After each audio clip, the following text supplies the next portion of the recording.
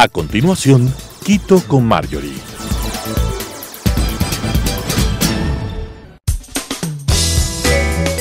Clasificación A. Apto para todo público.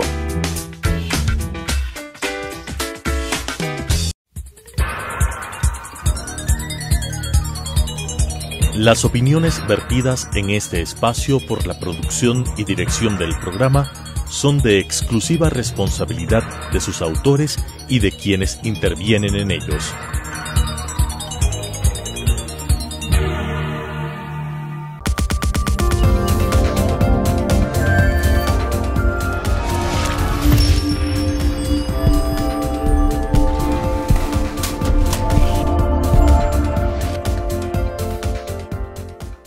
Bienvenidos amigos a Quito con Marjorie.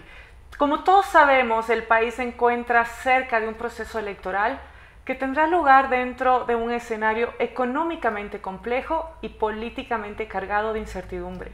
El interés de nuestro programa a partir de esta emisión será abordar los temas que generan mayor expectativa sobre los cuales los habitantes de la capital de la República demandan respuestas urgentes y claras. Este día nos acompaña el economista Mauricio Pozo Crespo, exministro de Finanzas, ex candidato a la vicepresidencia de la República y analista económico, con quien vamos a tratar sobre una preocupación apremiante para la ciudadanía quiteña, que es el desempleo. Bienvenido, Mauricio, y muchísimas gracias por acompañarnos. Muchas gracias, Marjorie, de la orden. El empleo es un tema que los posibles candidatos o los precandidatos tienen que utilizar como campaña. Bueno, yo creo que si uno hace un listado de las mayores preocupaciones que tienen los ciudadanos, tanto a nivel nacional cuanto a nivel local, y yo he revisado bastante información de eso, hay un denominador común. La mayor preocupación de la gente es del empleo. O sea, el tema nacional se replica en los temas regionales. En el tema de Quito tenemos un gran problema, una gran preocupación, que es el empleo. Es decir, no hay cómo desligar la una cosa con la otra. Y si me permites hacer un pequeño comparativo entre Quito y Guayaquil. Las comparaciones a veces son un poco odiosas, pero son necesarias. Sí, pero para efectos didácticos, digamos. Para entenderlo. Primero, Guayaquil es una ciudad más grande. Aquí tenemos que ver cuál es la población, lo que se llama económicamente activa, no necesariamente la población en edad de trabajar, sino los que quieren trabajar y están buscando trabajo, porque hay una definición para que... El índice mide las personas que han estado buscando trabajo la última semana y no lo han encontrado. Sí, eso es lo que realmente se registra. Y para el caso de Guayaquil, en comparación con Quito, uno se da cuenta que en primer lugar en Quito hay un nivel distinto en estructura a lo que es Guayaquil. El porcentaje de subempleados en Guayaquil respecto a Quito es más grande. ¿Por qué? Porque la gente trabaja mucho por cuenta propia y está metido mucho en el comercio. Es decir, en Quito tenemos un mayor desempleo y un menor subempleo. Así es, a eso exactamente. ¿Cómo explicamos esta diferencia? Bueno, la una es que allá la gente está muy metida en el tema de comercio y hay mucho trabajo autónomo, hay trabajo de alguna manera autogestionario, subempleados en una proporción importante, y el grueso de la burocracia en cambio está en Quito, lo que hace obviamente que sea más preocupante todavía el que tengamos una tasa de desempleo importante en la ciudad. Tenemos una tasa de desempleo que es más alta que el promedio nacional, siendo la capital de la República supuestamente donde deberíamos tener más opciones de encontrar un trabajo. Es algo realmente importante en el que hay que trabajar con mucha responsabilidad. Los candidatos a alcalde o a concejales tienen que agarrarse de esta necesidad de los quiteños para hacer campaña. Yo creo que un elemento de preocupación para los quiteños de corazón y de nacimiento es que el alcalde también se preocupe de los temas de empleo y que no esté solamente preocupado de los temas de infraestructura, sino le dé alguna salida en conjunto con las políticas nacionales para resolver un problema como el tema del empleo. ¿Cuáles serían desde su punto de vista estas salidas? Son varias vías. La una es hacer políticas que promuevan la vinculación a los sectores que tradicionalmente tienen una mayor capacidad de ocupación de personas, cuanto a aquellos que tienen un potencial de crecimiento mucho más importante. Voy a dar simplemente ejemplos. El caso del turismo es un sector que para la ciudad de Quito tiene un potencial. Es potencial. Ha crecido, pero queda todavía campo virgen para crecimiento enorme ahí. Ahí yo creo que se puede hacer un trabajo importante. Quito tiene zonas rurales, donde hay una producción agrícola que a veces Quito se tiene desconoce. 33 parroquias rurales y 32 parroquias urbanas. Así es, y eso a veces como que se desconoce. Todos creemos que estamos en la ciudad, que Quito muere en los linderos y no muere ahí, pues es un cantón bastante más grande. Y sobre esa base también hay cómo promover cierto tipo de apoyo agrícola para los ciudadanos de Quito que no están en la parte estrictamente urbana de la ciudad. Y hay algunas pero nos queda iniciativas la sensación que se pueden. las falencias de las actividades y la vinculación de los sectores, todas serían sectores potenciales, no necesariamente tradicionales. ¿O cuáles considera usted que son los sectores tradicionales donde hay que seguir trabajando? Aquí está el comercio que está también vigente en Guayaquil. La industria manufacturera también es parte de la ciudad, el tema de los servicios financieros de igual manera, ni se diga la administración pública, y sobre esa base no es que uno deba reemplazar empleo de un sector al otro, tiene que ser complementario, fortalecer en los sectores que hay que fortalecer, pero aprovechar en aquellos donde tenemos un potencial de crecimiento mayor. Voy a dar algunos ejemplos. Una ley que permita mayor capacidad de contratación, una mayor forma más, código laboral, yo diría más moderna de contratar, que aminore los costos de contratación y que facilite el proceso. Por decir, la contratación por horas. Hay personas que no pueden trabajar por razones diversas, sino 3 horas al día. Tienen o madres solteras que no tienen cómo pagar a alguien que les cuide un niño, pero pueden encargar el niño durante 3 horas y trabajar esas 3 horas. Con la estructura legal actual no hay cómo hacerlo. Y esa es una forma de apoyo. A los sectores de emprendedores jóvenes, ahora a los jóvenes hay que entender cómo piensa el joven. El joven no es el de joven hace 40 años atrás, donde nosotros salíamos a buscar un trabajo donde metías una tarjeta a las 9 y te retirabas a las 5. Claro. Ahora el joven quiere hacer sus propios negocios, quiere a ese joven hay que ayudarle, hay que facilitar el trabajo en casa para que pueda tener un trabajo fijo por pocas horas y pueda dedicarse en casa el resto. Es decir, hay muchas cosas por hacer. El tema de modificar el código laboral viene desde arriba, ¿no? ¿Sí? Viene desde lo nacional, pero a nivel local, ¿qué más podemos hacer para apoyar a los jóvenes? Existe una ordenanza que es la 007 que da incentivos a las empresas que contraten jóvenes de entre 18, 29 y hasta 35 años. ¿Esto es suficiente? Y además, esta ordenanza, soy muy honesta, no sabía que existía. Y existe desde el año 2014. Lo que pasa es que las decisiones, sean regionales o nacionales, tienen que ser integrales, no pueden ser parciales ni incompletas. Porque usted tiene una ordenanza que, por ejemplo, promueva la contratación para cierto tipo de sector o actividad y no le completa con una legislación madre que vaya en la misma línea, simplemente el efecto o el beneficio no va a llegar. Pero Quito es la capital del Ecuador, es la capital política, tiene la presión suficiente el alcalde, claro, si lo quisiera hacer, para presionar sobre decisiones nacionales que le ayuden a la ciudad de Quito. Es decir, la administración, además de encargarse de lo local, necesita presionar a nivel nacional. Pero por supuesto, para eso que sus ordenanzas el alcalde sean mucho tiene que más defender los beneficios que requiere la ciudad con la presión política nacional que tiene que hacer, pero para eso hay que tener la convicción y la decisión de hacer ese tipo de cosas. ¿Por qué no lo hemos tenido? Sentimos que en los últimos 10 años ha faltado esta característica en el liderazgo de la ciudad. Yo creo que le ha faltado autonomía de decisión a la ciudad.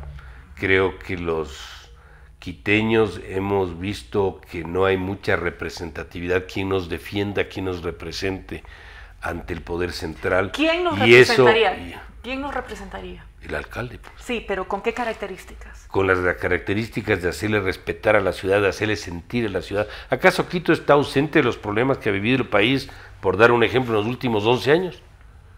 Más bien los quiteños Quito sentimos que somos víctimas de alguna manera. En Quito se habla de la política en todas las país. esquinas, la gente está cerca del quehacer político, eso no pasa en otras ciudades, donde le ven al tema político lejano y se enteran hasta por los medios cuando se caen los gobiernos. Aquí la gente está pendiente del tema político todos los días. Se respira política. Entonces aquí el alcalde sí tiene una responsabilidad política de hacerle sentir a la ciudad y defender los intereses de la ciudad al poder central. Y yo creo que ahí nos hemos rezagado mucho. No tenemos identificación. Hay que levantarle la autoestima a la gente de la ciudad. ¿Cómo lo hacemos? Con el apego a los principios sobre los cuales se acentuó lo que en su momento se llamó la quiteñidad, a pesar de que es un término un poco de hace algunos años atrás. ¿Cuáles son estos principios del añorado Quito? El orgullo de tener una de las ciudades más bellas de la región, del mayor atractivo turístico de la región, donde tenemos un centro histórico que no tiene ninguna otra ciudad de la región. Que está un poco deteriorado actualmente. Bastante deteriorado, donde tenemos servicios que tienen que ser desconcentrados del poder central. Uno no puede manejar un municipio con 14 instituciones satélites y con 18,000 empleados. No me gustan las comparaciones, pero el municipio de Guayaquil tiene 3.500 empleados. Para una ciudad más grande. Y dedica solo el 25% a gasto corriente, mientras el 75% se lo dedica a inversión. Es 15, Marjorie, es 15 el que tiene gasto corriente. El 80 es gasto corriente. Además, aquí hay un problema complicado que es el financiamiento de la operación del metro de Quito. Entonces hay bastantes problemas que resolver. Es decir, en Quito el 80% de lo que los ciudadanos aportamos se va a pagar sueldos. Pongámoslo un poquito más extenso, a pagar la gasolina de los vehículos de los concejales y también a pagar sueldos, entre otras cosas. Esos son temas que hay que modificar. ¿Cuál es el ideal? ¿Cuál sería hay el que ideal sanear las finanzas de la ciudad, hay que sanear las finanzas de la alcaldía, hay que limpiar el balance. La gestión del alcalde tiene que ser una gestión de administración, tiene que ser un buen gerente el alcalde. Necesitamos que quien llegue a la alcaldía tenga ese perfil, tenga además experiencia gerenciando empresas privadas. Que recupere ese cariño que tiene que tener la persona que vive en la ciudad, que se sienta representado el ciudadano de Quito ante el poder central. Que sepa quién le defienda. Es posible, en los años que tiene la siguiente administración va a poder hacerlo. ¿Cuánto tiempo necesitamos para ir recuperando pues, estos 10 años de los que hemos sentido que perdimos de esta quiteñidad? Es muy complicado dar fechas ni decir esto va a demandar este plazo o este otro. Lo que sí creemos es que si hay la convicción y hay la decisión para hacer las cosas se van produciendo. Esto, mientras mejor lo hagamos, menor tiempo durará. Es muy difícil decir esto durará un periodo, durará más tiempo, no sé. Pero han sido bastantes años donde hemos estado bastante relegados. Yo veo con gran aprecio, porque son compatriotas nuestros, cómo se sienten tan identificados con una ciudad, los mantenses, o los cuencanos, o los guayaquileños, o los machaleños. Y quiero que eso también se sienta aquí en la ciudad de Quito. Y por eso me preocupo de que no haya habido esa suerte de identidad con la ciudad y esa falta de autonomía de la ciudad en el contexto nacional, siendo la capital del Ecuador, la capital política del país. Todo va de la mano, ¿no? La eficiencia administrativa, la eficiencia de las empresas públicas, el ver la ciudad bonita, el sentir que efectivamente tenemos oportunidades, va a hacer que vayamos recuperando la quiteñidad. Pero necesitamos crear nuevos anclajes, es decir, nuevas identidades para que el quiteño vuelva a identificarse. Yo creo que hay varios ámbitos de acción. Quito tiene múltiples, yo diría, ámbitos sobre los cuales se puede ir trabajando. El ámbito cultural sin duda es uno de ellos, el ámbito deportivo es otro.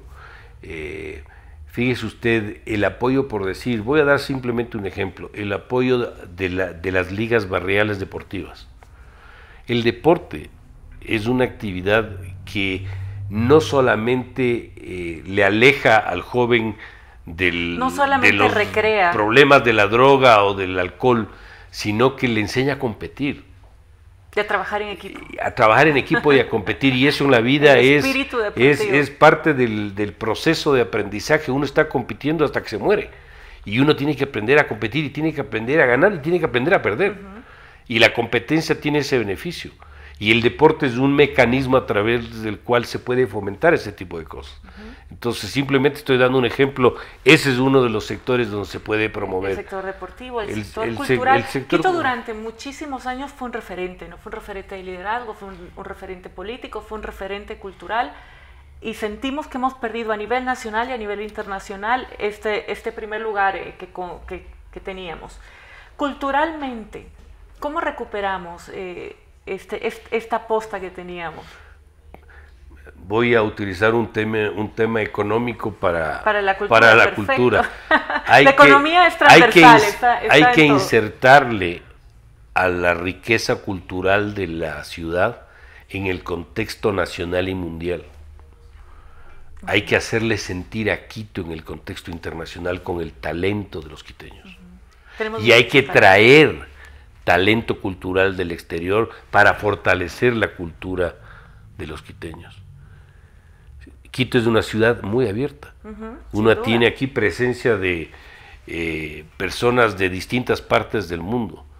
Y si no abrimos los ojos a esa realidad, o nos cerramos creyendo que esta es todavía la ciudad de 4 calles donde nos conocemos unos a otros, no tenemos futuro. Esto hay que darle la dinámica y el proceso de crecimiento. Las dinámicas de las ciudades, y en especial de Quito, que es la capital, ha cambiado con los años, y tenemos que estar conscientes y aprender a manejarlo.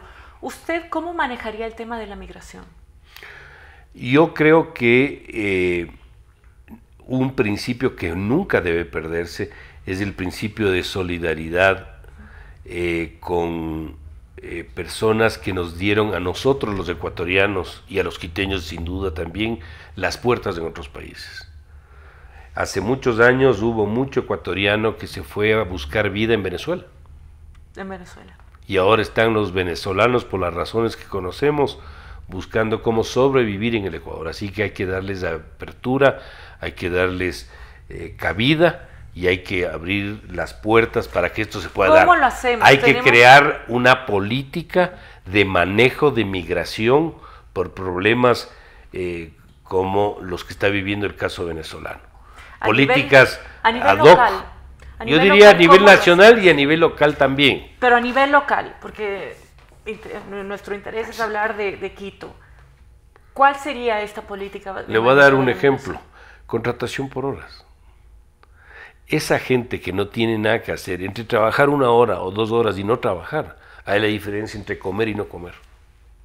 Por supuesto. Si hay cómo formalizar la contratación por horas para que esta gente pueda tener al menos los recursos para meterse un pan a la boca, yo creo que podremos ir avanzando en un proceso de inserción gradual.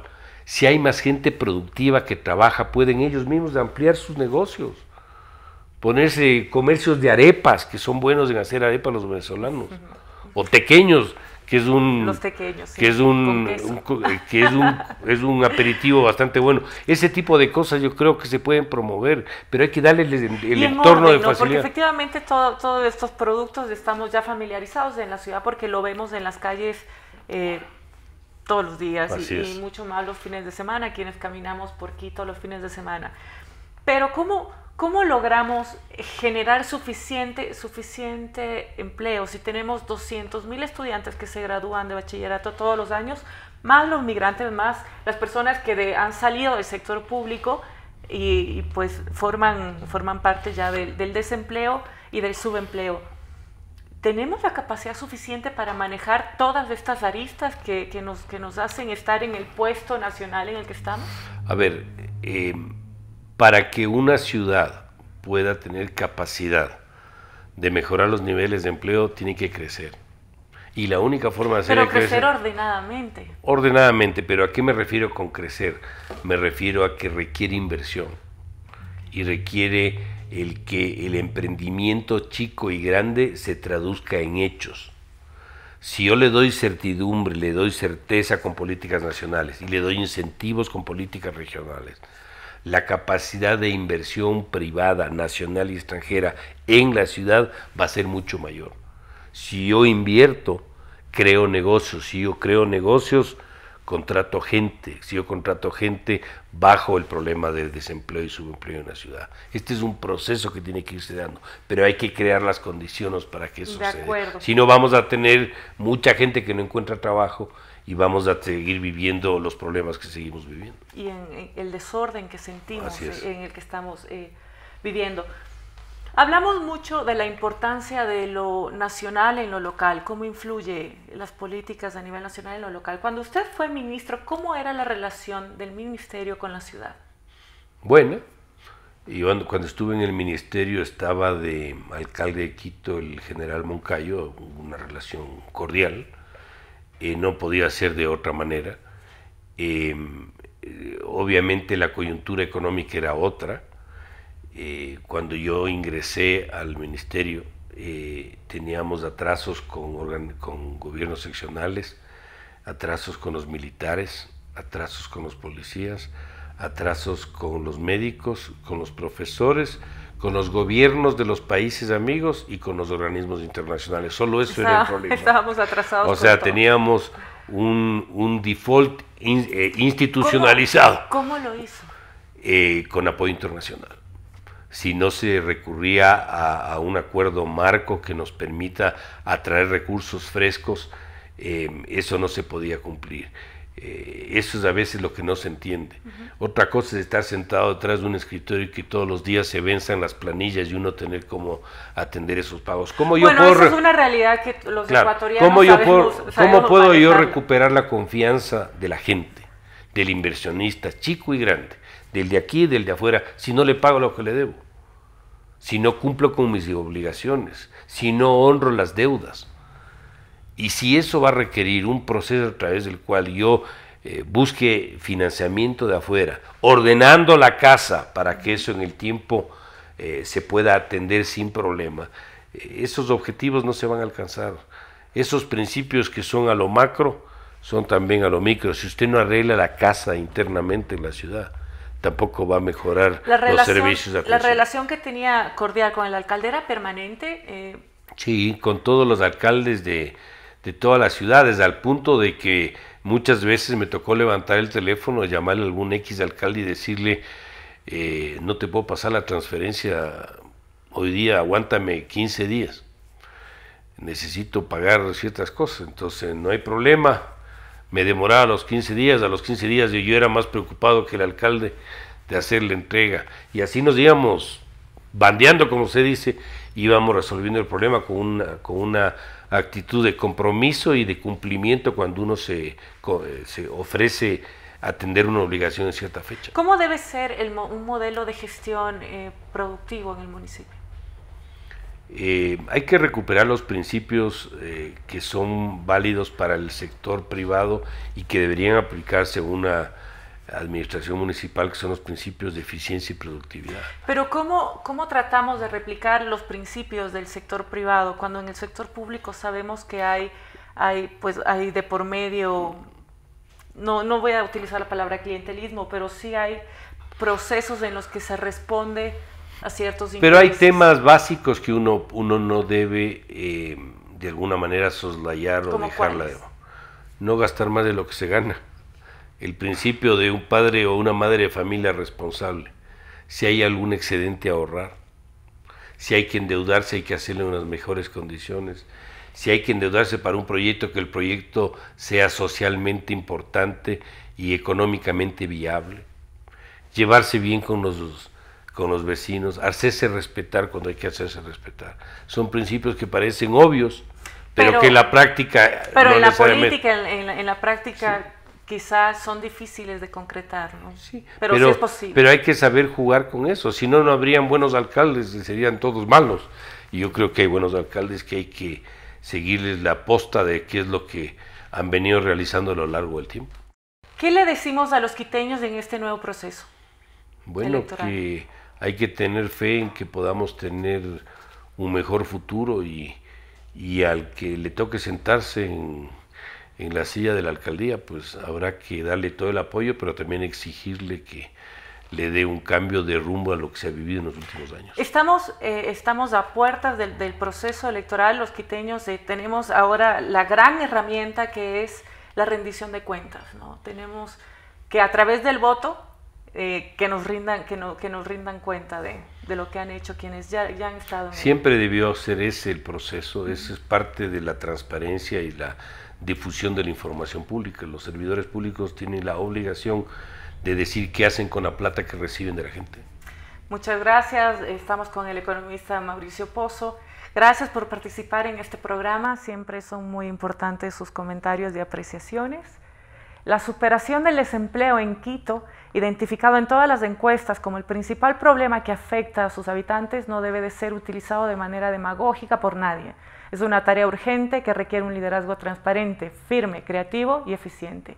Quito exige un nuevo modelo de gestión y los quiteños debemos asumir responsablemente nuestro rol para edificar la ciudad en la que todos merecemos y queremos vivir. Gracias.